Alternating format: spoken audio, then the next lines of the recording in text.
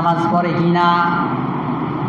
আপনাকে দেখা লাগবে আমার পীরের বাড়িতে স্ত্রী মেয়ে ছেলে তাদের পর্দা আছে কিনা। আমার পীরের বাড়ি যদি ইসলাম না থাকে ওই পীরের বাড়ি যাওয়া যাবে। আপনারা বলছেন, আমি কিন্তু বলি নাই। পীরের বাড়িতে ইসলাম না থাকলে ওই পীরের বাড়ি যাওয়ার দরকার নাই। কারণ আপনার সবচেয়ে বড় পীর যদি আপনার বাড়িতে জিন্দা থাকে, আপনার মা আর বাবা, সন্দেহ আছে?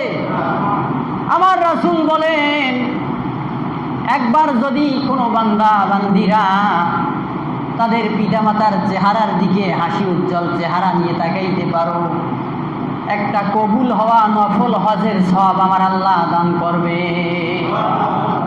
আজকে অনেক মানুষ বাংলাদেশ থেকে মক্কা মদিনায় যায়, আপনারা গিয়ে বলবেন হাজী সাহেব বুকে হাত দিয়ে বলেন তো আপনার হজ কবুল।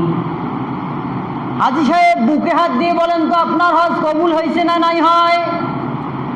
হাজী বলতে পারবে না, কিন্তু আমার রাসূল বলেন পিতামাতার চেহারার দিকে নেক নজরে হাসি উজ্জ্বল চেহারা নিয়ে একবার যদি কোনো বান্দা তাকায়, আমার আল্লাহ খুশি হয়ে একটা নফল হজের সওয়াব দিবে।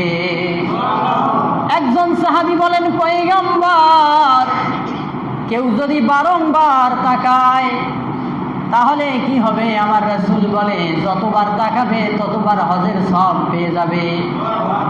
আবার সাহাবী জিজ্ঞাসা করেন, নবীজি, প্রতিদিন শুধু পিতামাতার চেহারার দিকে হাসি উজ্জ্বল রহমতের চেহারায় তাকাবে?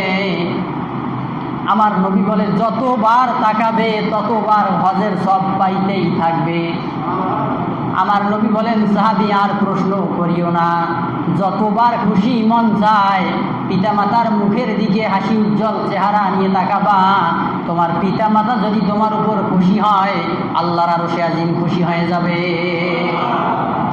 সারা দুনিয়ার আলেম ওলামা, সারা দুনিয়ার পীর সাহেব একদিকে হয়ে যদি আপনার আমার জন্য দোয়া করে, আর আমার পিতা মাতা কিছু জানে না, মূর্খ মানুষ, শুধু যদি একবার বলে আল্লাহ আমার সন্তানকে দেখিও, এই সব দোয়া বাতিল হবে, আমার আব্বা আম্মার দোয়া কবুল হয়ে যাবে।